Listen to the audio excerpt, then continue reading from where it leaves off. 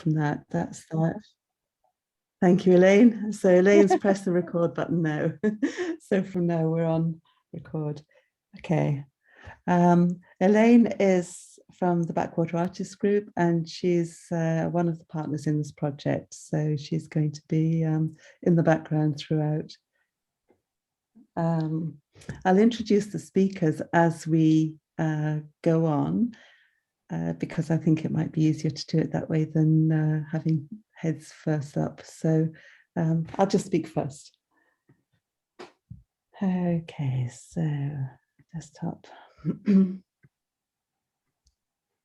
Okay, hopefully you can see the first slide there. And this is the slide that I've been using for the just for all of the publicity. It's a Google shot of the Glen, and you can see the Glen Park runs east-west. So it's quite special in that way because it goes with the sunrise and the sunset, and you can see the angle of the sun changing throughout the year. It's quite magical. It's also quite steep. The whole of the Glen River is only 3.58 kilometres as the crow flies, so it's probably about 4 kilometres as it meanders. And there's a couple of tributaries that come into the river. The whole of the north side is full of springs. I mean, we have the Silver Springs. It's, I think John Baker might be talking a little bit more about that when he comes to speak.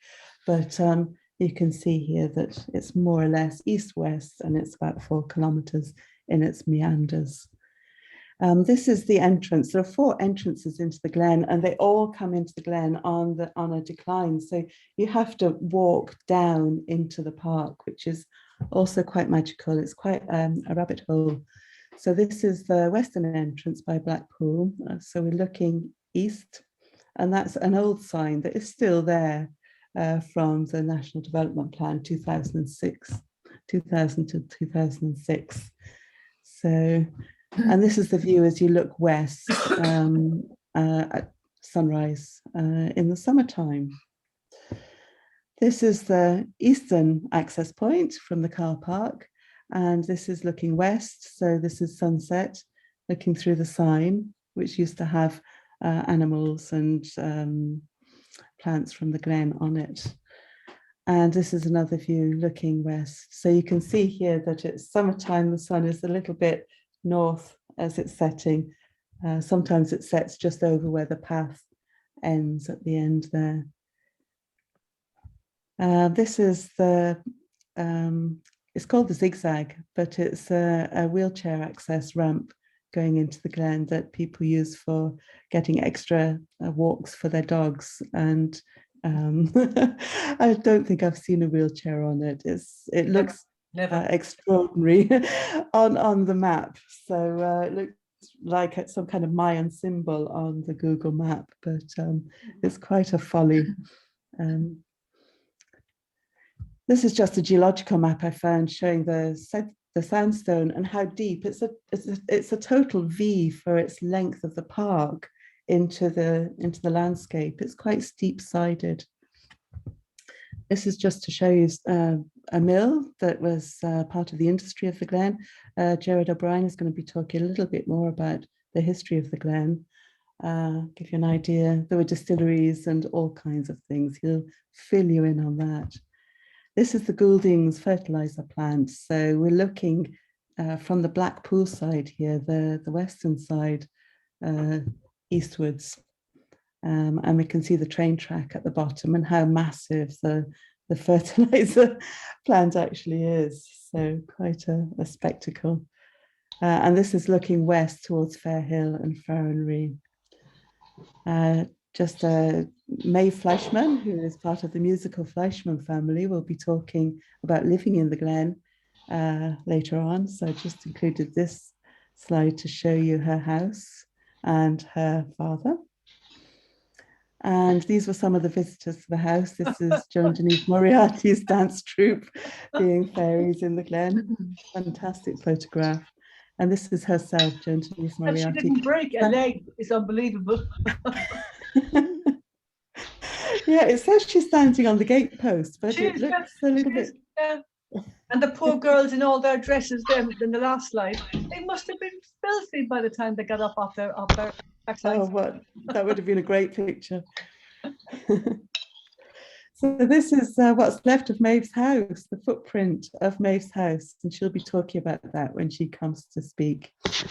Glen is full of these kind of relics. There are the gateposts of the Fleischmann residence.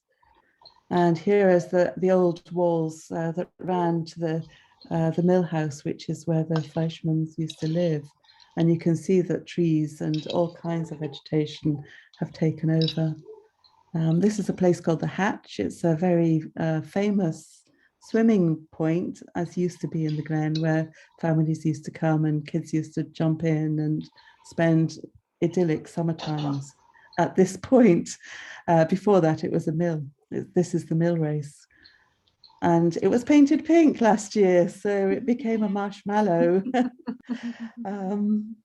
This is a sluice gate that is part of the scenery in the Glen now, that goes on to a place called the Island, which is a special hangout for teenagers. It's quite full of laurel trees, great place to spend some time. This is an empty pedestal. It had something on it once, don't know what it was, but it's not there anymore. And a dead rowan tree that sports fantastic fungi at different times of the year.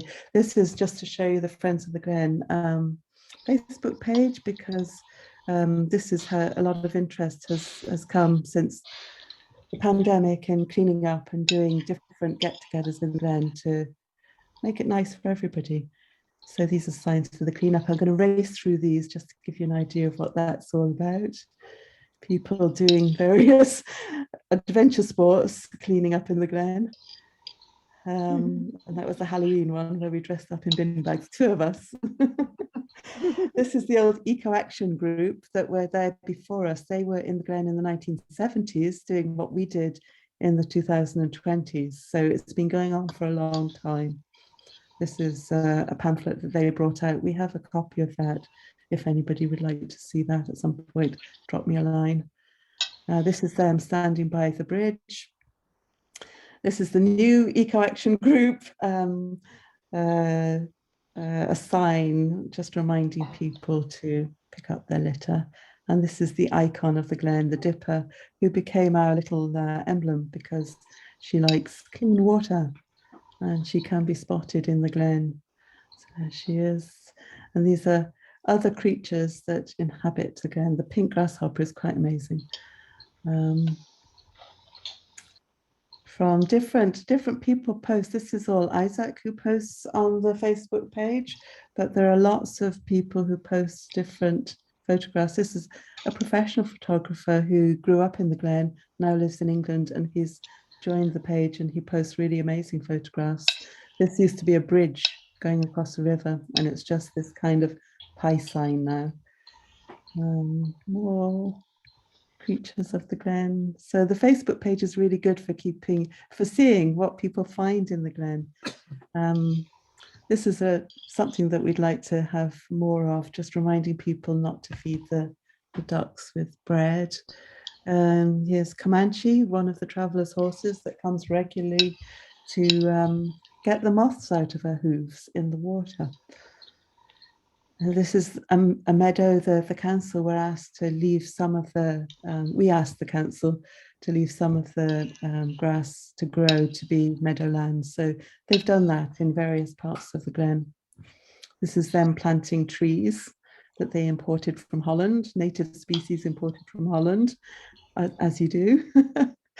This is where there used to be a playground in what is called the field, and that's on the north side.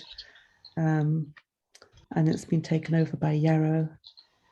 This is recent tree cutting in the Glen, the banshees I call them, the beautiful ash tree at the end, totally cut back. Different stories happen in the Glen and different people have different ideas about it. Some fish turned up on the grass somehow. This was water testing. Catherine Seal from LawPro has come down and done some citizen science tests. And that's one of the Glen Walker's dogs. Her name is Rhonda. That's Catherine doing a kick test, looking at the different samples. This is how the water scored. We got a moderate, so it wasn't too bad. Friends of the Glen have also objected to water being wastewater going into the river, and the water authority came and they diverted it from the river into the ground. So instead of the water going into the river, it's now just going into the ground. This is Joe giving a nature walk in the Glen last summer during Heritage Week, talking about all of these things that can be foraged and made into different things. This is one of the Glen Walker's dogs and bearing the Ukrainian flag. Now, this is a swing that was put up by somebody who comes to the Glen quite regularly and decided to do that. It's just various fungi in the Glen. This is one of the Glen visitors made an artwork, and it was speculation for a summer. People thought it might be a crop circle and all kinds of things. It's not there anymore. Another view looking over. This is Rosebay willow herb that comes up. There is another samosa if you'd like it. Another samosa. Oh, thank you. Okay, can you mute yourself, please? The person who's got the samosa. This is fireweed that is so beautiful in the Glen in the summertime. And this is what the seed heads look like. Another view of the river, all kinds of different growth in the Glen, different pathways. These are the dead trees that have now all been removed, sadly. Many of them have been removed. Any ones that could be have been, and I feel very sad about it. Those are the tracks showing where they were removed from. This was a line of elms that was removed recently. They have Dutch elm disease, but they'd been there for a long time. These were them in the sky. That's what they look like now. This is a hazelnut and a hazel tree. The Glen, I found out, is famous for its red skies. One of my neighbours said they used to come down to the Glen all the time just to look at them. So that's just an example of what that is. Tent flew in. Some of those trees are now missing. This is a poplar tree that was cut down after the storms. You can see it was actually quite rotted, but different things happened to the stump. And a garden was planted last year, which is very sweet. My interest in the Glen has been in making this project called Narratives with Nature. If anybody wants to see that, I can give you the link to it. I've also been mapping it in a kind of deep mapping. That's an example of the website on Miro. So I can also give you a link to that if you'd like to see that. So just to say it's a kind of ongoing project for me as well. But I'm delighted to announce this project because I'm just going to stop sharing now. If I can, escape, exit, and stop share. Okay, so I thought it'd be really good to find out other people's ideas about what could happen in the Glen. And it's an aspirational project. It's inviting ideas and expressions of interest. And so I really hope that you will send in an expression of interest, and 6 of you will be selected to develop that, hopefully, before the summer. If you have any questions, can you put them in the chat? Elaine is going to mind the chat and bring them up at the end. And when all the speakers have spoken, we can take the questions then. You will also be able to raise your hand at that point to do chat. Is there any other housekeeping? The only thing is to keep yourself on mute when people are speaking, and the session's being recorded. There will be a site visit on the 27th, which is this Saturday. So I'll be in the Glen at 11 o'clock on Saturday, and I will meet everybody by the Yellow Bridges. There's the sculpture there called the Yin Yang, or the snake, it's known as. It's kind of mosaic sculpture. I can meet you there at 11 o'clock on Saturday. So that's me done. I'm going to hand over now to Gerard, who's going to talk about the history. So Gerard O'Brien, who is a writer, historian, he's written a book about the Glen that is about to be published, and we're all eagerly awaiting it. So I'm sure he'll take advance orders as well. We'll try and find a way of doing that. So if anybody wants to buy the book, please let us Are you know. gonna go? And I can hear over him to Gerard. from the bottom of the estate. Oh, that's mad. So please. Okay, am I up? Right. Can you hear me now? We can hear you, Right, yes. yeah, so I am up. Just before you start there, when you were talking about the big cleanup, this is a bit of rubbish that I found 50 years ago in the Glen. It's an old stone blacking jar. You know, this rubbish has been dumped in the Glen for years, but as you can see, the quality of rubbish has deteriorated enormously in recent years. Okay, so what I'm going to do is I'm going to base my talk on the historic Ordnance Survey map, which was created in between 1835 and 1840. So I'll go very quickly through it. And I think maybe the best thing I could advise people is if they have a notebook, if they want to ask any specific questions, because I'm just going to gloss over things to give a general overview. If you just jot it down and you can ask me at the end, and I'll be able to go back on it. Okay. So so here's my map. Oh, why isn't it big? Okay. Yeah. Right. Are we up? Right. Okay. Yeah. Right. So this is Ordnance Survey map created about 1835, and if just look at it very briefly, first of all, the points to notice is at the end, that's at the Spring Lane end, there's a distillery. And just actually over here on the, can you see my pointer? No? Yeah. Just over here, there's actually a house there called the Glen House, which is long, long gone. So it's the first Glen House. There were 3 Glen Houses altogether. And then you'll notice that it's wooded. There is a malt mill here. There's a malt mill here. In the west of the Glen. Now, if you move towards the east of the Glen, there are 3 mills. If you include, this is here is called, you'll notice this old sailcloth factory here. There's an ironworks here, which is actually an iron mill, and there's a corn mill just here. There's a rope walk here, which if you, where are you, where the big pond is in the center of the Glen, there's a rope walk leading backwards towards the Ballyvalan Road there, or towards the Ballyhooly Road there. There's a sand quarry, as you can see there. There's a second sand quarry here. This sand quarry is in Clashnagonagh. This one is actually in Cahergal, the second one. There's a tiny sand quarry over here. This is where the Valebrook housing estate is now. So there's a tiny sand quarry there. You could still see the way the ground is cut out very steep there. And there's another sand quarry. That's the old Ballyvalan Road there. And there's there was another small, very small sand quarry. So in 1830, very small sand quarries, mills, and a distillery. Now, if I move on to names. Okay, so the Glen has had a number of names. The earliest one appears to be Gleann Phúca, which applied to this end of the Glen here. And there are references to that from 1700, in the 1700s really. After that, it was called Dodge's Glen, and it was called Dodge's Glen.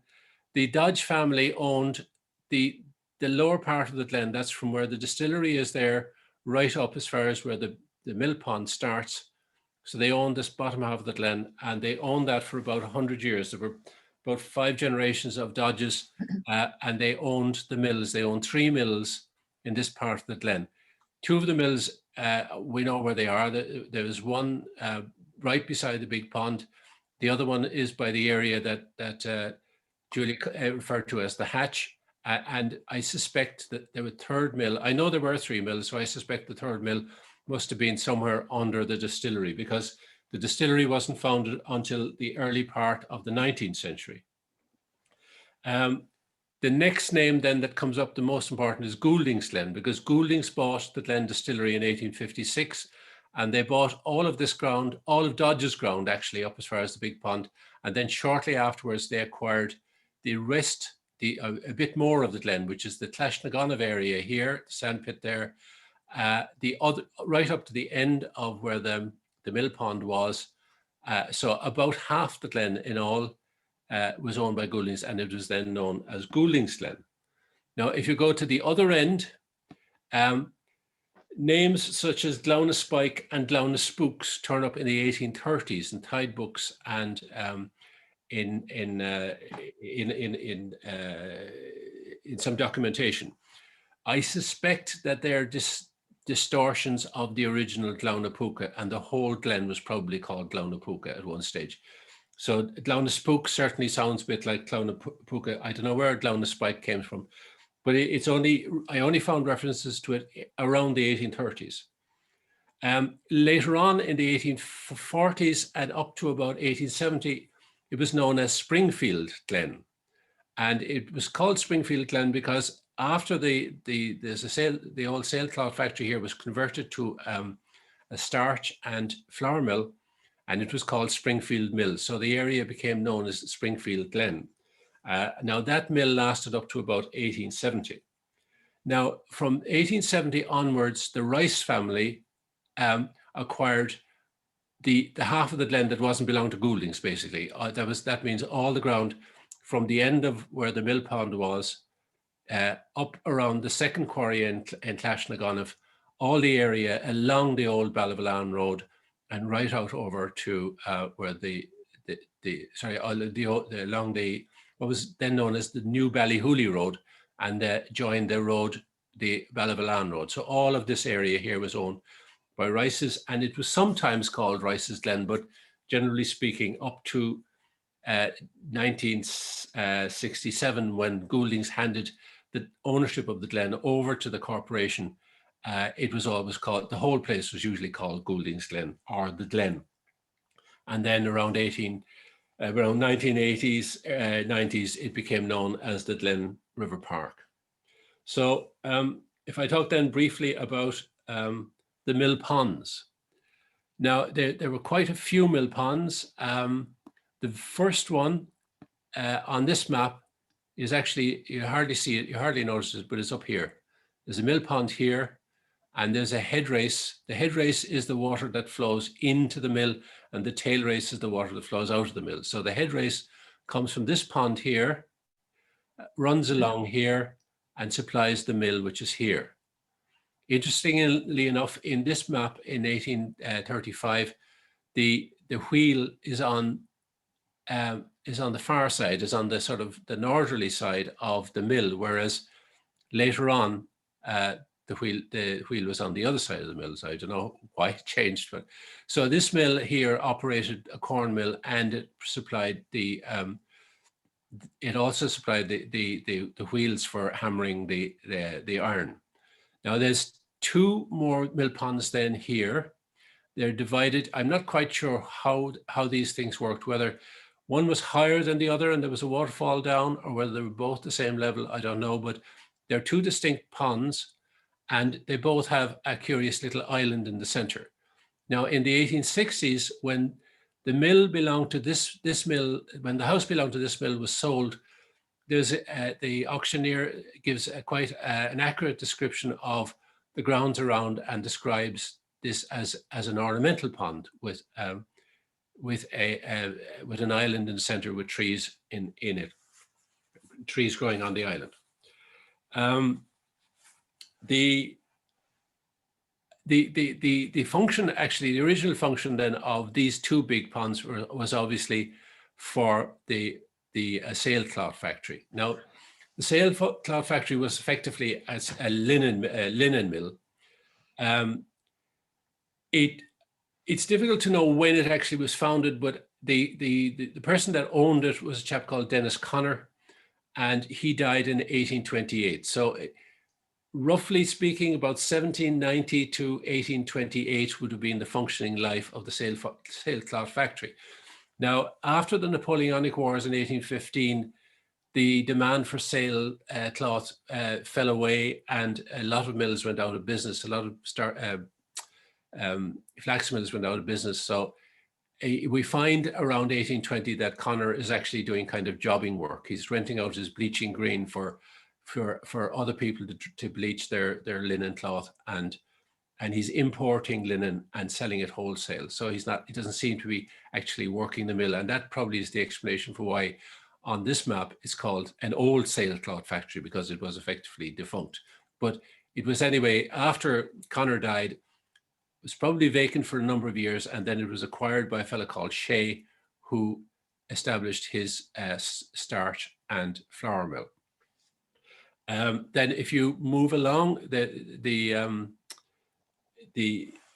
just checking my notes here. Yeah, staying with the ponds, then there's the center, the pond at the center of the glen. Now, if you visit that pond at the center of the glen today, it's twice the size that it was traditionally.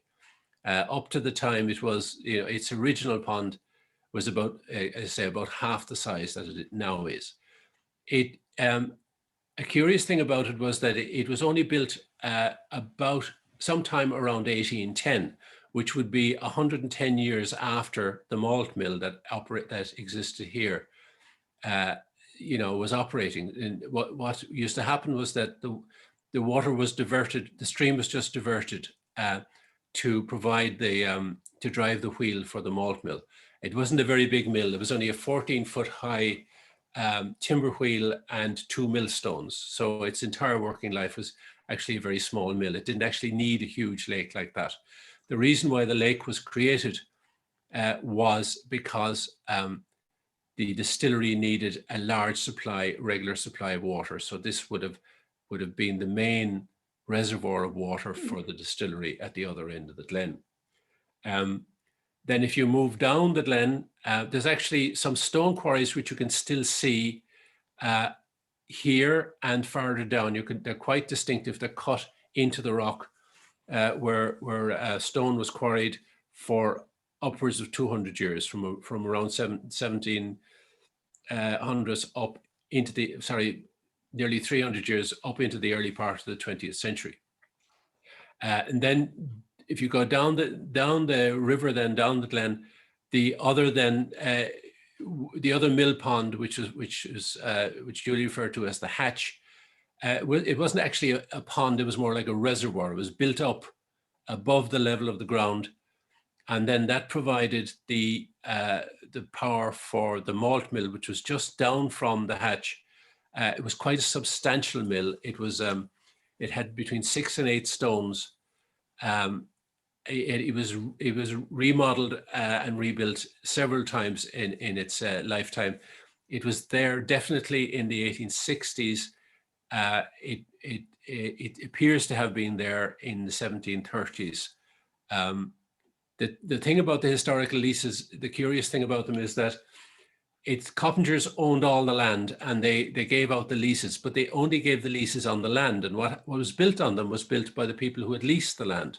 So Coppingers' leases just refer to the plots of ground, and they don't refer to any buildings on them because they didn't own them, they weren't interested in them. So it's quite frustrating trying to figure out exactly how big these mills were in the 18th century when Coppingers owned it. If you then move down, there's a second and the final mill race just before you get to, well, where the North Ring Road now crosses just about here, which would have been the edge of the distillery. Just before the crossing, there's a big declivity there, which you can still see to this day, and that was actually another mill pond, which is one of the reasons why I think there must have been another mill here under the foundations of where the distillery and the fertilizer factory later were. There is not on this one, I'm not sure if it's on this map because it's so small I can't see it, but on one of the early maps there's actually an aqueduct which runs from there into the distillery to provide the water for the malting process. Now the distillery itself, now the Dodges, as I said, owned the land from early part of the 1700s right up to 1800. In 1800, the last of the Dodges, George Dodge, sold out his lease Now, there was a couple of changes of hands for a few years, 2 or 3 years before that, before the Glen Distillery actually is sort of appears in records. It's originally called the Spring Lane Distillery, and it was, the founders were 3 people. There were 2 brothers, Perrier, a David and an Anthony, who were up to, they had a lot of other enterprises going on in the city. They were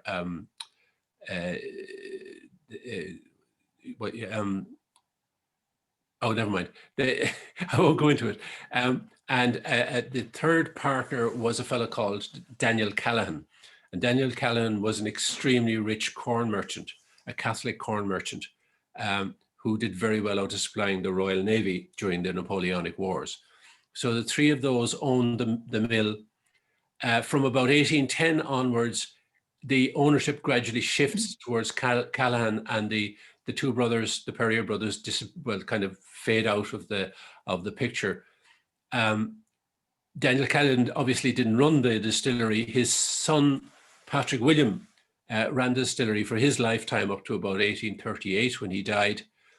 And then ownership passed to another Daniel Callahan, the original Daniel Callahan's son, who was MP for Cork, and he was MP for Cork for a number of years. Now, the Callahan family, but people might be interested or not, used to live in Lotabeg House. That's the house with the famous dog gate as you go down the Tivoli dual carriageway. That was their house. Daniel Callahan Jr., the MP, was eventually ousted from that house by his younger brother, who challenged the will, and he moved to Sydney Place, where he died of cholera in 1848. Now, after Daniel Callahan's death, the Callahan family continued to own it for a bit, but eventually we find in 1856 it's up for sale with the Encumbered Estates Court, and then the 2 Goulding brothers, William and Humphrey Manders Goulding, bought the premises and started making their fertilizer there. So Gouldings then continued to operate that under the next Goulding was Sir William Goulding. The original Goulding, William Goulding, and his brother Humphrey Manders were just businessmen. Sir William was the son who carried on, and then there was a couple more generations. The final one was Sir Basil Goulding, who was the person who was responsible for handing it over to the corporation for use as a public park. The Gouldings ceased operations sometime in 1964. They built a new factory in 1956 over in the Marina, and then this factory was gradually wound down. I know as a child I was in there in 1964, and it was then derelict. It remained derelict for years. They tried to sell it for housing in the early 1980s, only to find that the whole ground, because of all the chemicals that had been manufactured there over the years, was highly toxic. So that's the reason why it remained a derelict site for years and years and years. It's actually a 7-acre site. So that's like they're the buildings, I suppose, of the Glen. Gerard. Have I gone over my 5 minutes? I think you've had your 20 minutes. I haven't, have I? Oh, I'm sorry. I thought I had it all worked out to do only 6 or 7 minutes. I'm really sorry. Okay, stop. I think we'll have to have another one and invite you back again. Yeah. Definitely. Yeah. I had my notes all worked out, and I timed it. It's 5 minutes. Okay. Every minute was worth listening to. Fascinating. Yes, Thank you so much. I just want to hear more, but we'll have to stop you there because I'm very sorry for that. That was so efficient. I'm gonna introduce May Fleischman now, and she's going to talk about growing up in the Glen. So, Okay. Can you all hear me? Oh yes. Can you hear me? Yeah. Okay. Yep. Gerard, that Yes. was fantastic. There was so much more scientific and full of research. Mine is only a nattering and a wandering through as we grew up there. But that's loads of information that I hadn't known. But then I've met you recently and you had other information that I hadn't known. So just for me, it was just an amazing place to grow up. I suppose whatever you grew up with is normal and average, but to us it was just a big garden and it was all ours, all of it. We didn't care that somebody else claimed ownership to it. But some of the, yes, no, that's the parents, that's out just, but can you go back to the start of that again for a minute, back to the houses? Back to the houses, yeah. Yeah. So that's the house which was apparently, well, my mother reckoned that she'd been told it was the drying house for the flax mill. And mother was occasionally right, even though we didn't like to admit it. And then in 83, I built the house here and was allowed to build it on condition I raised it 2 foot above the surrounding ground, which sounded fine, grand. I didn't realize that the council knew very well they were actually flooding us.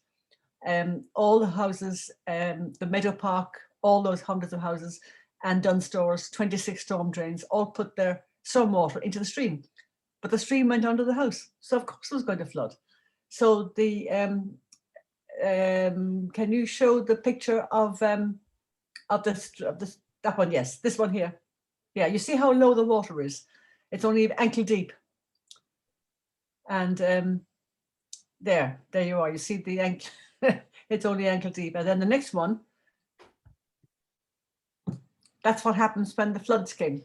That it would rise up 6 feet and then it would swell out about 15 feet on both sides. So it was a torrent of water. You get all kinds of things. One thing that came down, you know, those huge electric cable thingies that they wind, the SB wind there around their what do you call them? Their wheelies, right? Who's? A whole one came down and just stuck in front of the arch that goes under the house. So of course all the water had to go around the house. And we had 6 floods actually. But then we realized that it wasn't an act of God, that it was the act of council. So we had to rectify that. So the next one down then is my dad's study. This is where all his work started from. And it looks like chaos. It was actually totally and utterly organized. He knew where every sheet of paper was, obviously. And to the right of the picture, which you cannot see, there were 26 scrapbooks, each one the half size of the say the Irish Times, and then it opened out into a full page of the Irish Times. And it was a record kept of all the concerts, events, plays, whatever in Cork for about 100 years. And it's a fantastic record, but we have to organize it properly. Some of those books have 400 pages and the City Library very kindly organized to get them digitized because they have a new archive opening up there with a new website. So they were digitized. Unfortunately, there was a few little mistakes, like, you know, there was an article folded up, which wasn't folded down, so you couldn't read the whole article. So I'm just working my way through. And one of those scrapbooks has 1,288 images that have to be looked at and to check and make sure that if there was a letter, that the second page was included. If you didn't have a second page, it's who it was from. So this is all, and these were all on the right-hand side of the study there that you cannot see. So, do you have more pictures there or not? I think, oh yes, this. Oh yeah, it's just a family picture. That's my parents with the grandchildren, yeah. That's it, is of the photographs. I think that's it, yeah. That's all of the photos, yeah. This one, do you want to say some more about this one, Maeve? Well, you were showing nature photographs there earlier, and I remember there used to be eels in the stream, but now there's only tornines. But you seem to show a full fish lying on the bank. Was that a real, full-size fish? Yeah, I think there are brown trout, I think, in the river. And how long ago was that, do you know? In the summertime. Go away. 2021. I haven't seen a fish there for years and years. But we used to have kingfishers and otters and, well, the heron was always there. But I haven't seen a kingfisher there for years. But somebody did see one recently, I think. That's right, yeah. Yeah. So, I mean, this, I say, Gerard, you have really put me to shame with your scientific and organized full class lecture, but I'm only nattering on. So this was, this is my mother's kitchen. The kitchen was overlooking that. Sorry. So you could tea leaves got thrown out there occasionally and cutlery got lost there. So when the river went into a bit of flood, it would wash lots of gravel down, and that would get, then it would, the flood would abate, and there'd be a big pile of gravel sitting down here. So the next flood would be stopped from exiting. So that I used to climb into it and fill up buckets with wet gravel and put them somewhere else and clear it out so that it would actually run away clearly and not get the house flooded all over again. So it was a shocking mess, but it was a lovely house to grow up in, except that it was cold and dark and damp. And my mother reckoned that water rats always move upstream. So there's no point killing off the ones outside the window because there'll be plenty more come up along behind them. So we grew up very healthily. Cold, dark, damp, lots of wild animals around the place, a few dogs and cats ourselves. And we're all in our 70s up to 80 and we still have our health, which I put down to a hardy start in life. Makes a big difference, I think. When I see all the poor cosseted children these days who live in their airtight houses and their heat pumps and things, I feel sorry for them. So I don't know what you see just behind Dad's head there. You can see the arch, and it's just starting to crumble a little bit. It would be great now if somebody could fix it a little bit. But that stream that they're standing in is, Gerard was talking about the head race as the water goes into the millwheel and the tail race as it comes out. This stream was the slipstream. And this was the one that controlled the height of the mill pond. So if there was too much water or too little water, you could put the sluice gates down or up, as the case might be. And this is the slipstream. And when you see it coming out on the far side of the laneway and then down by the slightly older bridge that you see at the bottom of the hill there, the steps come down and then you have the bit of grass and then there's a bridge down there. So this slipstream runs down underneath that bridge. But over behind, as you look through that picture now, and if you go over to the left, the head race had come around from behind the house and it came around, turned the mill wheel over on the left of that picture, as it were. And then the tail race ran away parallel to the slipstream. Now it's completely covered over. When they were building all the meadow parks, they dug a huge channel for water and sewage. And they threw up the soil, which was impermeable. So the water just kept rushing down into the front of the garden there and covered over that tail race. But I remember as a child being able to crawl at least halfway through the tail race, which is completely covered over now.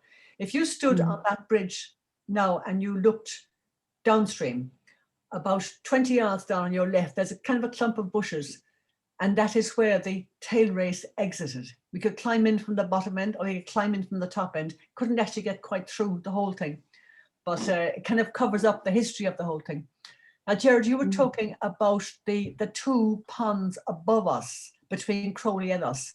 Now, when they were talking about an ornamental pond, before we got there in 1947, there was a manager for that, but the Hawksworths before that.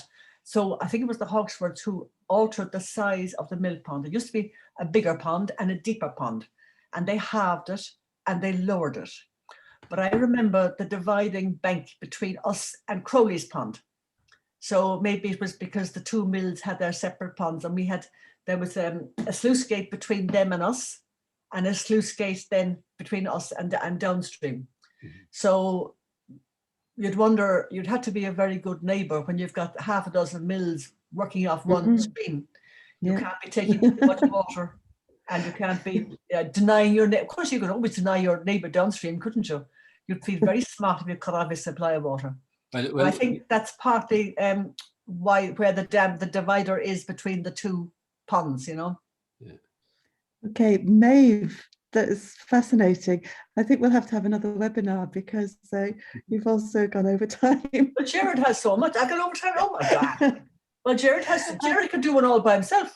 I wonder if I could ask everybody if it's okay. We're going to go over a little over time. So if anybody, especially the speakers, is it okay to hang on for a little after 8 o'clock? And anybody else, we'll record the whole lot. So if you have to leave, you can come back and access it that way. Brilliant. I'm going to move on now to John Baker, if that's okay. Thank you, Maeve. Okay. So John Baker is a community activist and an ecological consultant. He spent quite a lot of time in the Glen in the early noughties. I think it was around that time. John, you might take it from there. So I'm going to hand over to you now. Okay, thanks, Julie, and hi everyone. I'll try and keep it to 5 minutes, but it's not going to be easy. There's so much to say about one bit of land, really. Yeah, I came to Cork in the 90s and lived in the city for a good few years, and I'm kind of a country boy originally. So I kind of found myself getting drawn to these little pockets of wilderness that still existed within the city. The Glen Park and the whole Glen River Valley actually being a major one of them. And I sort of became aware quite quickly of the kind of pressures, environmental and social pressures that were on these bits of land.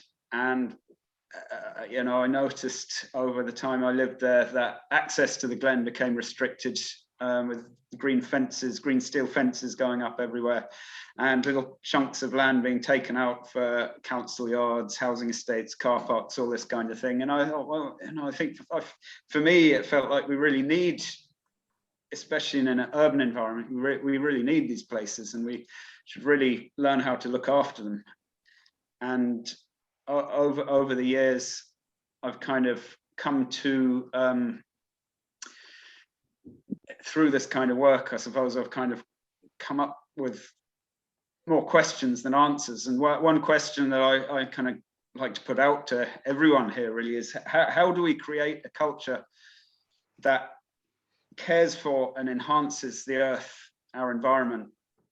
And how do we continue that work for long enough to actually make a difference? Like, I feel like we have to develop a kind of multi-generational culture that understands the need to look after our rivers, our woods, our soil, our air, and that also has the skills to do that, and that has some kind of way of passing on a continuity from generation to generation, because it took us quite a good while to get into the situation we're in, and it's going to take us a while to get out of it. And that was kind of, as I became involved with the Glen, that was something like that was motivating me. And I'm going to start sharing screen now. I don't know how this is going to work, but I'll show you some. We've used maps a lot already in this talk. Julie showed us some maps, and it looks like you've done some amazing mapping work there, Julie, that I'd love to know more about. And Gerard showed us some old maps, and I also started using maps as a way to understand what was going on over this area of land, and to try and figure out ways to start making a difference. So here is just to give, I'm going to try sharing screen now. Okay, share screen, and here's a map. I hope you can all see it. It's Yep. I lifted this off the EPA website, and it's a map of the watershed, the river, but the area of land that drains into the River Lee. And this little bit of it here is the Glen River, and where that crosses is approximately where the Glen Park is, which we're all talking about. But it extends up below Mayfield up to this bit of land here, which is kind of the highest point in the area. There's a blanket bog up here, and so you have water flowing from there down towards the city and down into Glanmire. And I feel if we're talking about looking after rivers and water, we have to kind of develop this sense, not just of the river itself, but of the whole land that drains into that river.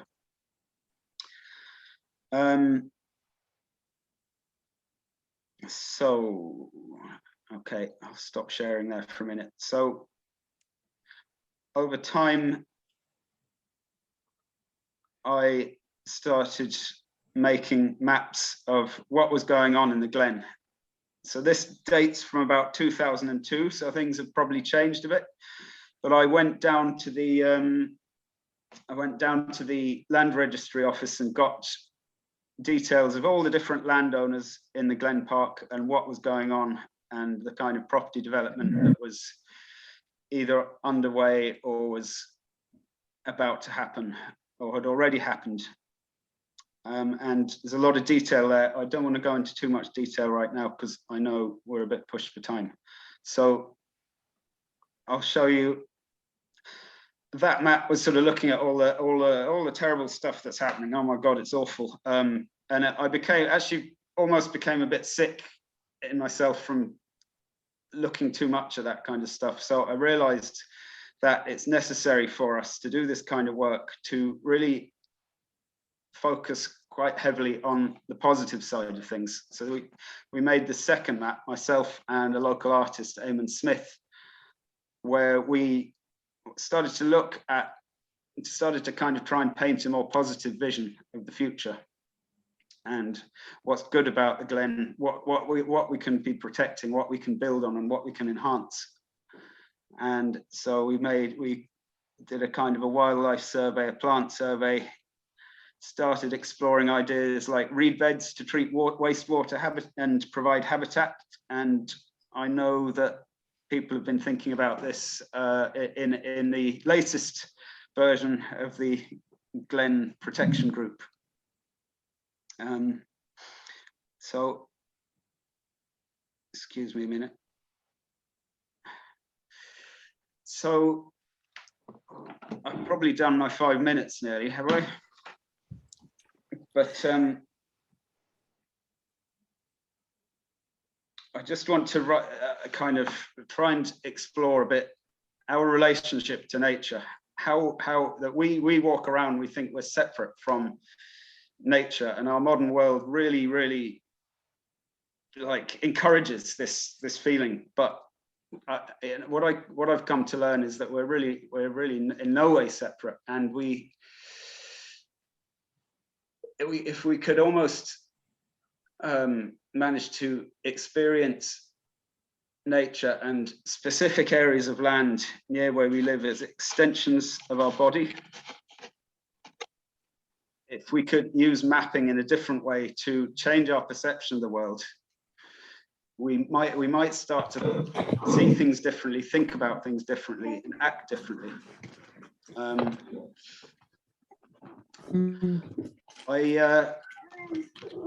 I kind of feel like I've said enough for the time being. Thank you.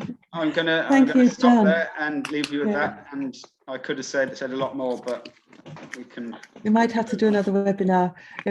Just thinking about the Eco Action Group in the 70s, and then you in the noughties, and then the recent pandemic. It's just, you can see it repeating, and at least there are people still there trying. Hopefully we're all building on each other's work, there's a lot more going on now than there was when I was doing it. There's a lot more people involved, I think. Thank you, John. Thank you, that's fantastic. Okay, so I don't know if Catherine is here yet, but the next person going on from the water is Catherine Seal-Duggan, who works with LawPro. And I'm here, Catherine, Julie. Here. Yeah. Hello. Welcome. Sorry. Fantastic. Yeah.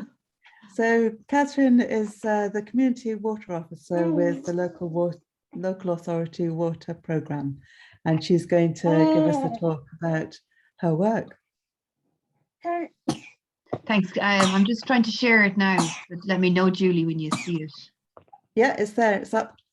Okay, so the only time I was ever on, the only time in my life that I was ever on time was the day I was born. So sorry, Julie. I actually thought this was starting at 7:30. And I was there 7:10 thinking I was great. But I did get the end of your talk. I got Gerard, I got Maeve, and I got John. And I suppose in many ways, compared to all of you, I'm a bit of a fraud in the sense that I don't have the long connection with the Glen as you do. Like, I only came down to Cork really 2 years ago. But it's a very beautiful place, and the fact that it has survived in a very urban city the way it has to be appreciated, I suppose. It's amazing. And I say it's its geography that has kept it what it is. You know, the fact of the steep banks and the fact that if they could have built houses in it, they probably would have at some point in time. But it's the very nature of the glen that has saved itself. And it's how we can work with it to improve it. I noticed in Maeve's photo of the boy in the river and the two people pulling back the gravel, you can just see how clean the river was then. Compared to it now, if you look at it, it always has that little white hue on it, and it has a slightly slime type appearance. But that older picture, it just seemed that crystal water, you know, it was really kind of good. And I suppose that's what we're striving to get back for water quality in the glen. And I also, Gerard mentioned of the person who died of cholera, and that brings back as well how fragile water is. Now, the water system now is coming in from the Lee, way above Cork City, so we've good clean water. But back in the day, they were drinking the water that they were next beside. And obviously with the cholera in it, you know, sometimes we forget how good we are. Modern society is lots of positives to it as well. And the fact that we now regularly don't die of cholera is a real positive. But on the other side of it, we still have a long way to go in terms of wastewater. But anyway, aside from all that, I will try and keep to the time. I probably won't, but anyway. So my name is Catherine Seal Duggan. I'm Community Water Officer. I work with an office called the Local Authority Waters Programme, which is a kind of a shared service between local authorities. And I work with both Cork City Council and Cork County Council in terms of trying to drive public participation and engagement in water quality. When I talk about water quality, I refer to the European Union Water Framework Directive application of water quality, where it ranks water from bad to high. And it looks at the different creatures living in the river, the fish, the chemistry, and different things like how the river physically looks, so culverts, concrete banks, and all of those things impact on the river water quality. In Ireland, just to touch on this, we're 50-50, 50% of our water is in good or high condition, and 50% more or less is in poor or moderate or bad status. So we don't want that, we want everything to be up to 100%. Cork is better than most places in Ireland in terms of water quality. About 73% of the waters across the county is a good or high status. You can see on the map there the blues and the greens in Cork. So we're actually doing quite well in Cork, but there is problems as well.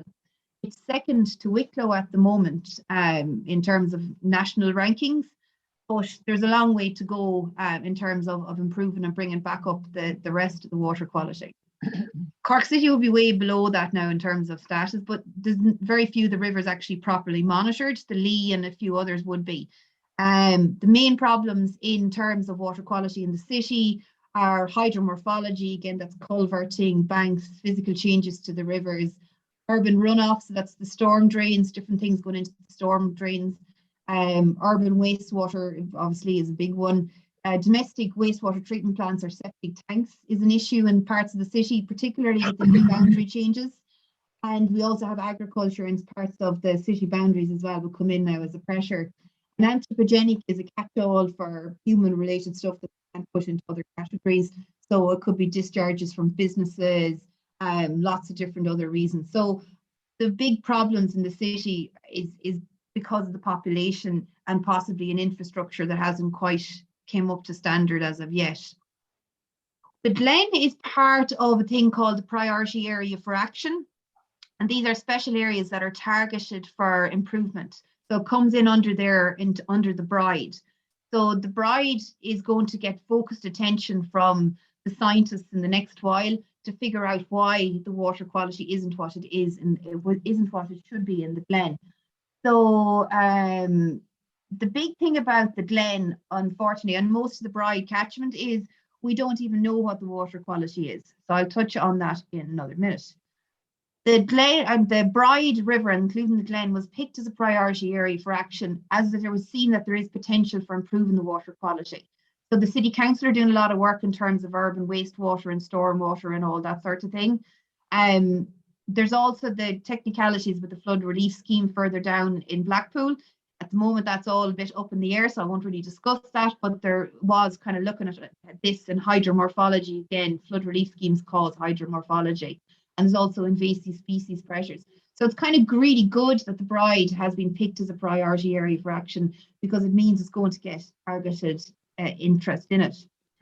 As part of the fact that the Bride and a lot of the city urban waterways, they're unassigned, they're not regularly tested. We don't actually know with any great satisfaction what the water quality is in them. So a lot of people in Cork City have been interested in this, and it came to our attention that it would be a really good place to trial this freshwater monitoring network.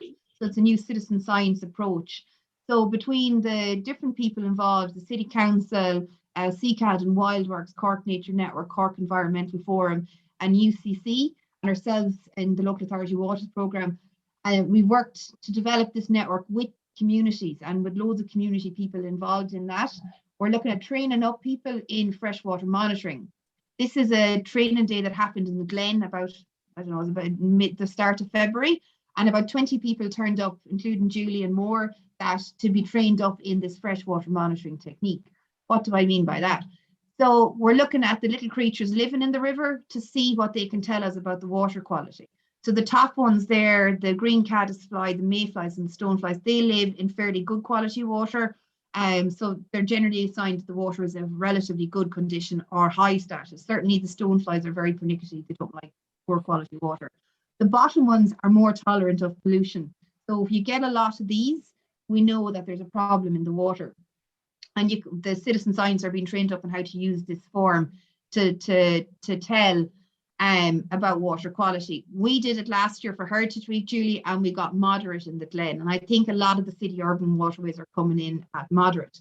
So what we're hoping is that over time, over the next couple of years, all of these unassigned waterways in Cork City will have a ranking, and we will be able to better understand what the water quality is. That helps us then to make cases with the City Council and whoever else, Irish Water, to make improvements. But just finishing, I touched on this before I finish up entirely, is that the community involving artists and involving all the different people who work in the community can help be creative in terms of improving the waterways. I think John talked about that and what actions can we actually do to make people realise that we're all connected, or that we need improvements, or certain things need to change. This is just something. So I certainly say report if there's pollution incidents, so the council knows about it and can try and rectify it.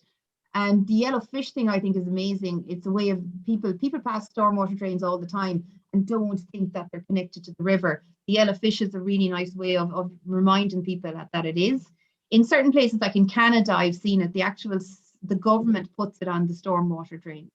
But what actually happens is when you go into industrial estates or even in premises, housing estates, people treat the stormwater drains as if they're a sewer, and they dump all sorts of nasty stuff in it. So I think there's potential there to do stuff like that. And the bottom thing there is just a sink plug. I saw this in an art gallery somewhere, and it's just, again, connecting people to save water and remembering that we're all connected.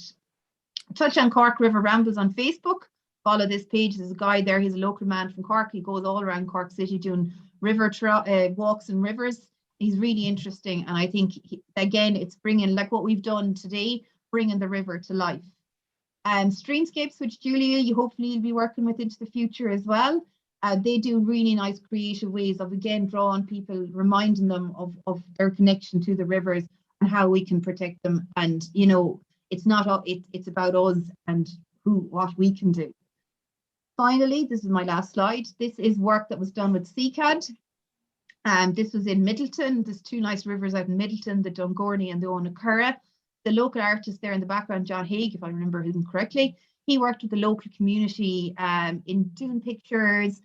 We did this big physical monument or structure, whatever you want to call it.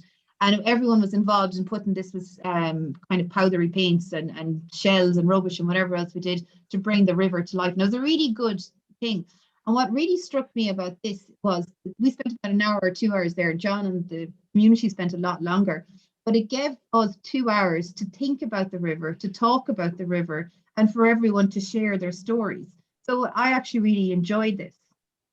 So you have the science, you have the community, you have all the different knowledge and memories that we got this evening here from John and Gerard and Maeve as well. And I just think that's so amazing. And I really was struck by the collar rest statement and also by how clean the river was in Maeve's time, even though they were throwing tea bags and everything out in it. But it's understanding that, and I think John touched on it as well, you have to appreciate something, you actually just even have to go out in it. And so many people don't even do that anymore. They don't physically take, now other people would argue about the taking the gravel from the riverbank, but that was local management and you were physically connected to the river. The river was as much part of Maeve's life as anyone else. Some people now probably have never even went down into the Glen River Park, but live within a mile of it, even nearer to it. So I think that connection is a big part of it as well. So anything I can do to help, I'll do it, and I hope that I've probably gone on for 10 minutes. Oh, Catherine, that was great. Thank you. Thank you so much. Yeah, and I think Danny it was John McHugh who did the art project. So great, thank you so much. We are short of time, so I'll rattle on and introduce Jo Goodyear now. And Jo Goodyear is a botanist, herbalist, and forager. And she's going to talk about her interests in the Glen now. So, hi everybody, thanks Julie, and I'm really going to try and stick to time because yeah, I've got the toughest gig of all of trying to finish quickly so that we can actually have the discussion bit. So my involvement in the Glen isn't as long-standing as Maeve's or Gerard's, but John introduced me to the Glen back in 2002, we think, when he was doing some of the Reclaim the Glen work. Now, at that point, I was working as an ecologist, and I've had the opportunity to work in different sectors of the Glen River on habitat survey work for different developments that have been involved there. And more lately, I go back to the Glen and do foraging walks for people. So my work is all around plants, working both as a herbalist and a botanist. So I'll do the terrestrial side of things where Catherine has amply covered all the water to a wonderful degree. And I'll try and rattle through this fast. Obviously, the river is the focus of the Glen. I've got a nice photo of some meadow sweet there, which is a wonderful pain-killing herb, and we'll dive into it.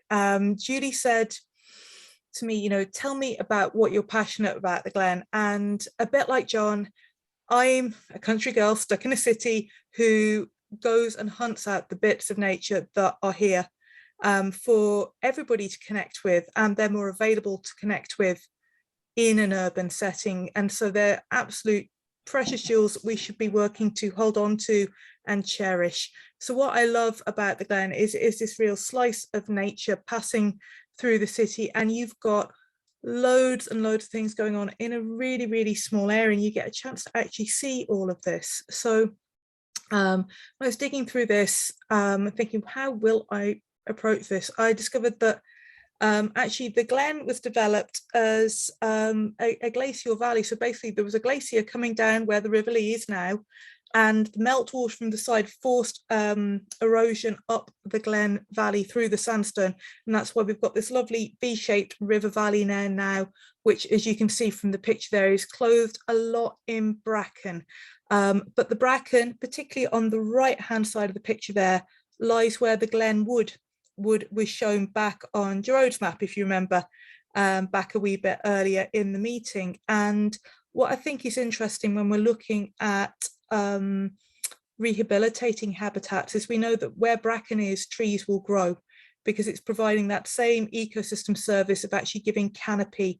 And you will find a lot of woodland plants, things like bluebells, actually hanging out underneath the bracken because they give them the same advantage of surviving under shade. So that is definitely something to think about, because we're used to seeing this really open environment in the Glen now, but there was woodland there really in quite a large part until the turn of the 20th century. And now it's a bit more varied. We've got the wet willow woodland along the river in the bottom, along with reed beds there and ponds. If we go further up the Glen River to near the source, there's actually a really lovely area of poor fen with bog pondweed and tussock sedges, and some of that habitat travels further down the Glen. and you've got areas of wet grassland and all the bracken and dry heath on the sides of the western end where the steep slopes are, plus lots of gorse. And I could sit here and spend my 5 minutes naming plants that live in the Glen, and it would take at least the 5 minutes to give you an idea of the diversity that's there. I'm not going to do that, don't worry, but just to give you an idea. So I got thinking about where are the ghosts in the Glen. There's been a lot of ecological loss in the Glen over its existence, and I like to get people thinking when I'm doing habitat work, you know, what would the Glen have looked like before the city stretched this far, when there was countryside either side of the Glen, when it wasn't just this isolated little bit. And it definitely would have been wooded, and that woodland would have continued over, because we forget, I think, because we've normalized our agricultural landscapes, that somewhere around 70 to 80% of Ireland was wooded before we started clearing the forests a long time back in the day.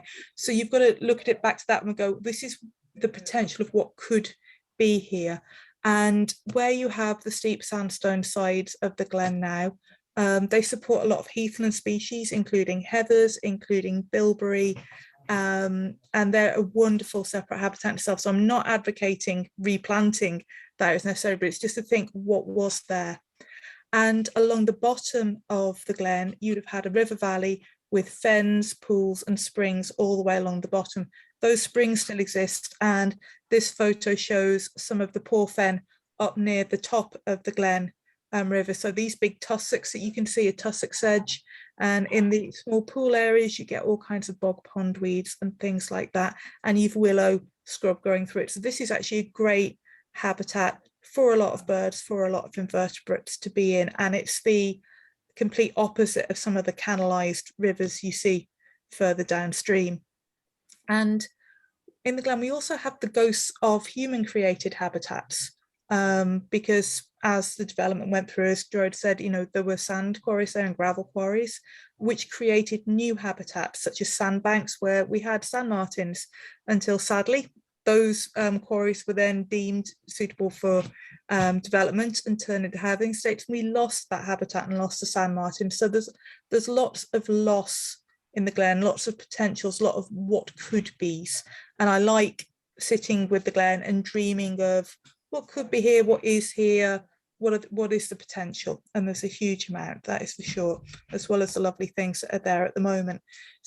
You a little idea of some of the things that live in the Glen, and this is a really short list. As you can see from John's map, it's actually a lot longer, but I was kind of going, I'm keeping this to 5 slides, so we'll keep it short. The big things to say is there's actually 2 protected species living in the Glen, which are the common lizard, which likes the south facing bracken covered banks in the west of the Glen, and you've got the common frog, which obviously likes the ponds to dwell in, and both of those are protected under the Wildlife Acts, and that makes it an offence to remove their breeding or resting habitat, and that's worth bearing in mind when we're dealing with the Glen.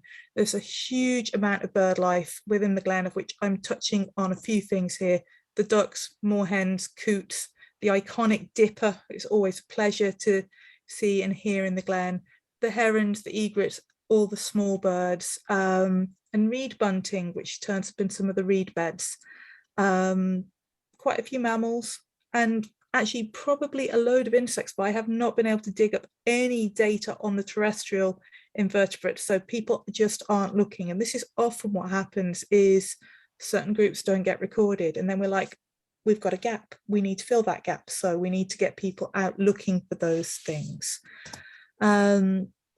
The bit of time I spend most in the Glen is actually looking at the plants, which makes me a very bad bird because I'm always looking in the wrong direction.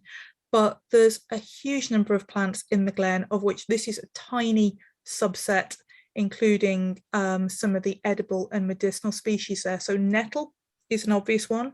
Everybody recognise that. The reedy plant based on the water is common reed mace, or otherwise known as bulrush. That is an edible. You can actually eat the roots of it. I don't advocate harvesting that from the Glen water, and I don't advocate root harvest in general.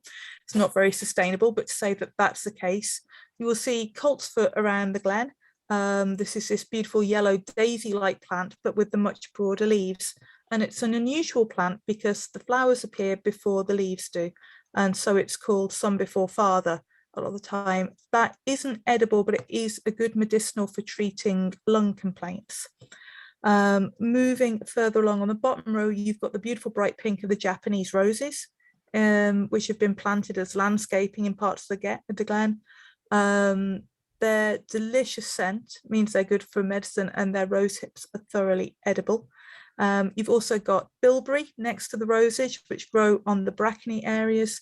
You've got valerian there with its pink flowers and distinctive leaves, which grow alongside the ponds in the wet willow woodland. So there's a huge number of species there. What I did dig out, I had a wee look through Tony O'Mahony's Flora of Cork, which is a good read if you're a botanist, and there are some rare species associated with the Glen as well, which I wasn't aware of, and to be honest, some of them you'd trip over and wouldn't notice. But I wanted to say that we actually have a red data book species protected under the Flora Protection Order in the Glen, which is small cudweed, and that, if it's still there, we have to go looking for it, because that picture, in reality, those plants are about that big. They're teeny. And the Glen has the only county court population, and we need to go back and check on that one. We also have a version of heath groundsel, which tends to appear after gorse fires, and which is also quite rare in the country. And there is Irish spurge there, which is a local occurrence. So from an ecological point of view, the Glen is bursting with diversity and also some scarce and important species. And it's really hard to talk about this when you're on slides rather than actually walking around the Glen, when you can see the full magnificence of it, because otherwise I just end up listing species, and that's not entertaining for anybody. So I'd rather say leave it there, come and ask me questions about it, and I'd welcome that. Thanks so much for listening. Brilliant. Thank you, Joe. And just looking at those slides there, just to say that seasonally the Glen is so interesting. When the spurge comes out and all the different plants, it's different every month. So yeah, thank you all. I'm going to open up for some questions now, so we can answer any of the questions that have come up in the chat, and if you want to put up your hands, we can also take questions from the floor. I'm going to put it on gallery. And then at the very end, I'll talk a little bit about any ideas that I had about bringing this project to this stage. So if you have questions about that as well, please do ask. So the first question in the chat is for Julie, and it's from Andrew Carl. It's Julie, what is the most dominant species of tree in the park? Oh, I think that's more one for Joe, but I would say willow. There seem to be lots of different kinds of willows growing that have self-seeded, and alder. There's all the native, there's elder, there's hawthorn. Joe, do you want to chip in on that one? Basically, yeah, I agree with you. There's a huge diversity of willows and bottom, but there's huge tangles of hawthorns around the place, which actually cover a large percentage of the area too. So I'd say either of those are probably the most dominant. Great. Next question is from Kira Rogers. I think it's for Gerard. Are the quarries for sand or sandstone? Well, there were yes, for both. The two big quarries on the southern face of the Glen were sand quarries, and they were still used up to the early part of the 20th century. And then the other quarries on the opposite side of the Glen were obviously also for sand. But as you walk down along the narrow part of the Glen, on the right-hand side, you can see the cuttings where where they quarried the old red sandstone. The distinct shape, cut into the rock, they're quite obviously quarries. Okay. Okay. And that's the end of the questions, I think, in the chat. There's two comments. There's one from Danny McCarthy to say John McHard is a Middleton artist. Then there's a comment from John Baker. When we can directly meet our needs from our local environment, we naturally appreciate and care for it. Food, water, medicine, fuel. Modern life tends to disconnect us from this and turns us into spectators rather than participants. So I think there's a hand up there now. Andrew Carl has his hand up. Andrew, do you want to ask a question? Yeah, I just wanted to ask Gerard there about the sailcloth factory. I'm not sure about the dates of Huguenot presence in Ireland, but I'm just wondering, because it's linen that was being dealt with in the sailcloth factory, would you know, is there any link between Huguenot populations in Ireland and the sailcloth factory that was in the Glen? Not in the Glen, but the Besnards over in Douglas, which had the biggest sailcloth factory in the country, or in the city. I assume that because the name Besnard, they were probably Huguenot. Okay.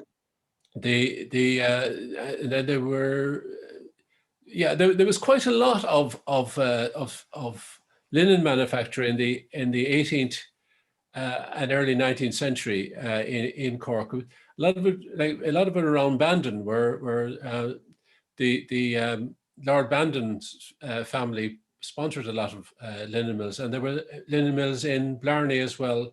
And there was quite a lot, but it was eventually kind of put out of business because the quality of it wasn't as good as the stuff that was coming in from England.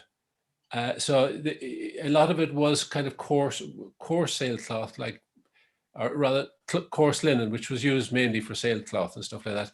And it was the Napoleonic Wars really that provided the huge market for sailcloth up to 1815, and then the whole thing fell away quite dramatically within the next 5 or 6 years.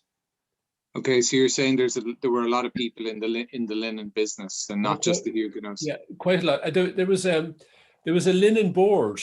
I mean, sort of government-sponsored. Ideas aren't sort of unique to the 20th century. The Irish Parliament in the 18th century was trying to encourage linen industry all around the country, and they had established a linen board, and they actually gave grants for people to create, to establish factories, to build machinery. They gave grants for people to grow flax. There was actually lots of grants paid out to people growing flax in Mayfield, in fact, in that period. Okay. So there was a lot of promotion for linen, both from government agencies and from landlords themselves who wanted to create employment for their tenants, mainly keep them quiet. Great, thank you very much. Okay. Okay, so there's one more question in the chat from Derval.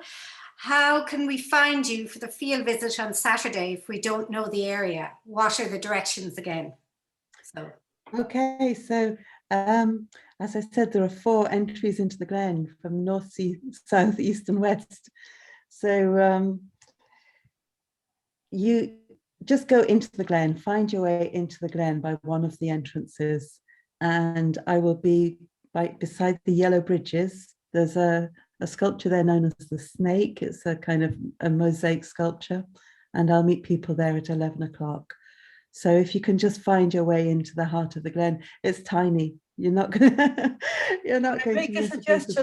Can I make a suggestion there that if you go down Sunview East, you can find Sunview East on any googly type map, and it's at the very bottom of that you'll find the serpent that you can meet.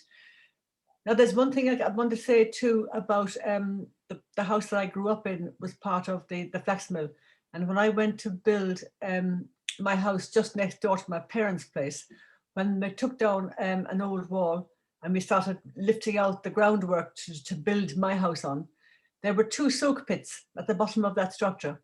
They were about maybe 6 foot wide and about 15 foot long. So I presume it was for rotting the flax or soaking the flax. Oh, okay. So I hadn't known they were there until I went and built it. And the minute I was building it, I covered it up again. It was gone, unfortunately. Yeah. It's like archaeology, it's very destructive. Yes. There are layers and layers of stuff in the Glen. I mean, all the stuff about the practicing in the trenches, and I don't know, Gerard, if you want to talk about that as well.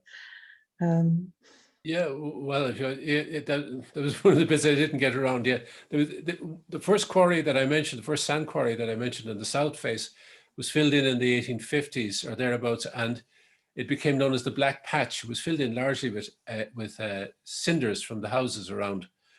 And it became a big player area. But during the First World War, the British Army had an unofficial training ground for soldiers for the trenches. And they dug trenches and there were shell holes as well.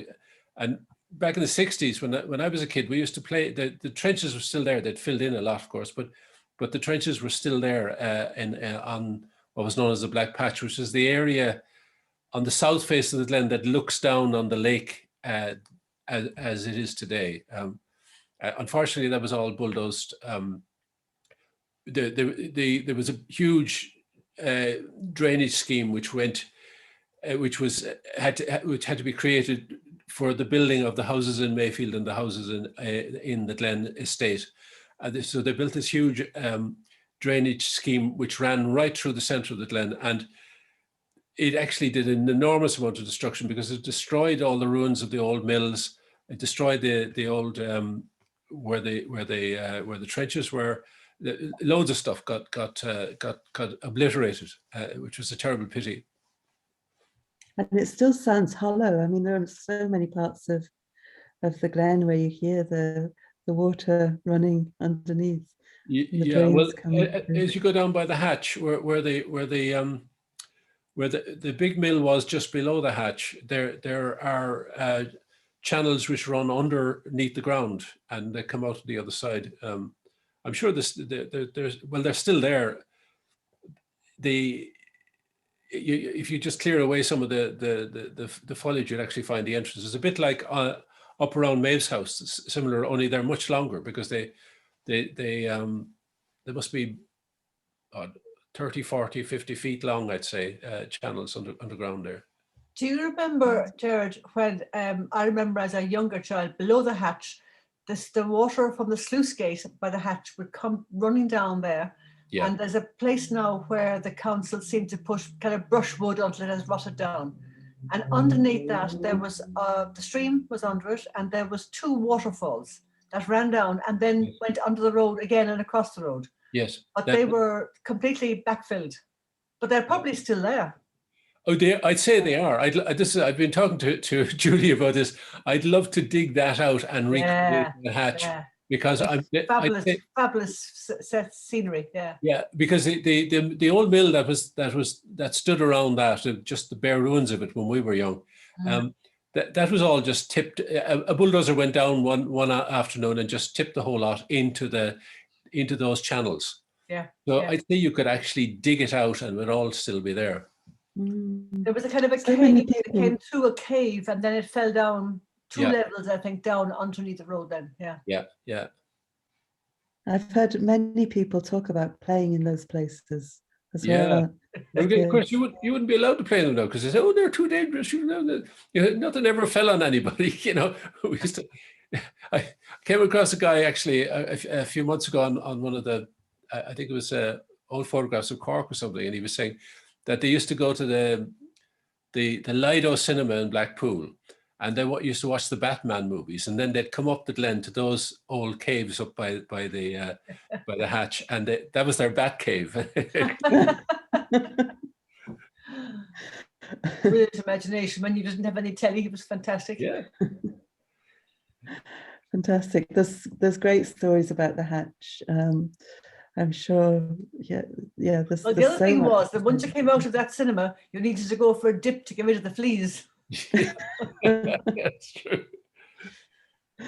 So there's one more question there in the chat for Julie. Will your slideshow be made available? Some useful images in there from Ben. Yeah, I can make that available. I just have to figure out how. I guess everybody knows where the Glen Phúca website is. I will try and put up a link through that to those slides. I've got thousands and thousands and thousands of photographs. And I'll also put up the links to my blog and the Miro map that I'm working on. So if you want to access any of those, you can as well. Great. Hopefully, if I can get the technology to work for me, I'll do that. Well, can I say, Julie, thank you very much for organising this whole thing. and getting all these interesting people to contribute. But great, and getting the technology involved as well is another big step forward, isn't it? So thank you very much. Oh, well, you're welcome. I think it's the tip of the iceberg. We could have gone on all night, but I know people have to get away as well. So if there are no more questions, we might call an end to this meeting. And you can always contact me by the Gleann Phúca website. And if you need to speak to any of the speakers today, I can see if I can arrange for further interactions. So please do keep in touch. The deadline is actually next April Fool's Day, so that's Friday week. It's not long for expressions of interest, but please do just make contact and we can take it from there. And I'm just looking for anything and everything. And yeah, as I say, there's no pressure to actually achieve whatever it is you propose, but if anything does seem feasible, I'll definitely try and get it to the next level. But this part of the project is definitely just looking at ideas and fantasies, if you like, as well as more feasible projects. So whatever sparks your interest, all welcome. And at the first stage anyway, it's just an expression. So we're really looking at an initial idea. Don't put too much work into the expression. After that, we'll be looking for more. I don't know if that makes sense. Hope it does. Yeah. And yeah, it can be any art form. So I can see we have drama people here as well, and musicians and all kinds of people. So really, we're looking for whatever it is that floats your boat and ours.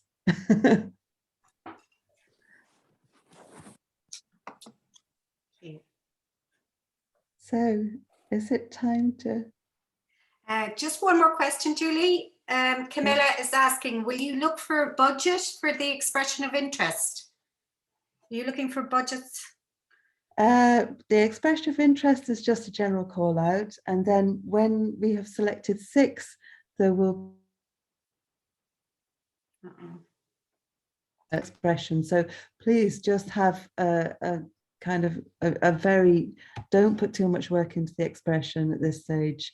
It's really from there that people will be given a fee to develop their ideas, and it's €500.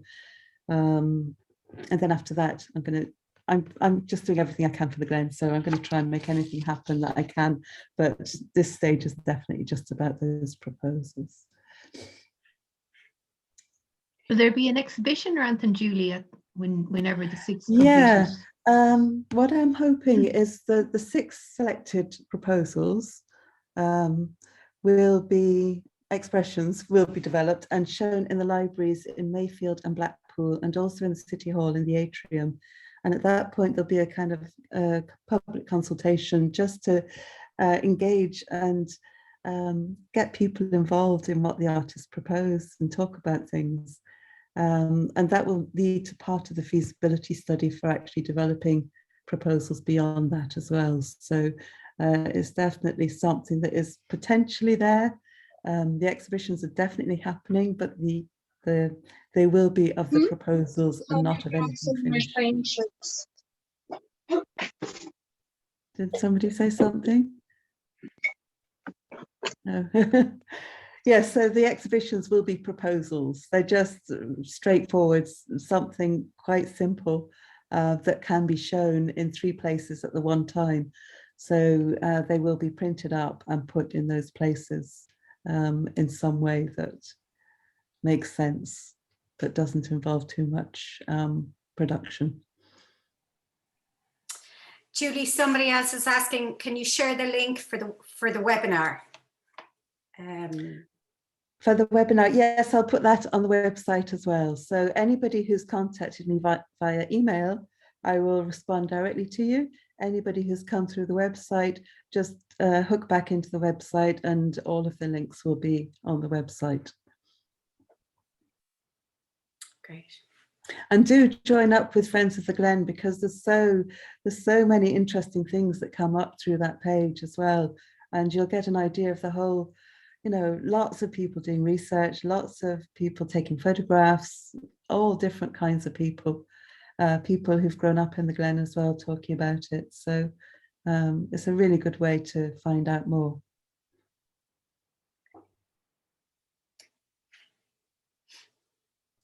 Anything else? I can put up a book list as well. There's Tim Kramer's book. He used to be the editor of the Examiner, and he grew up in Sunview East, that Maeve mentioned. It's one of the access points to the Glen.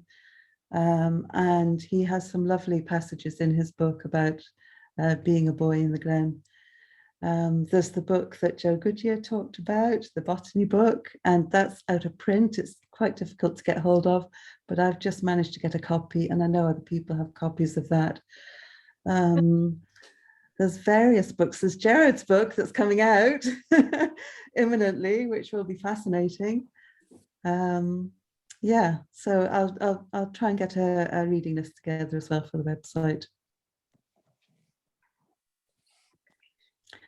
And there's a reading list on my own blog as well. So if anybody looks at my blog, you'll see what I've been looking at.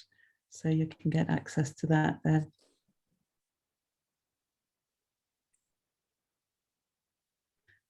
Should we call it a day? We've already gone over by a huge amount of time, and I'm really sorry to keep you all for so long.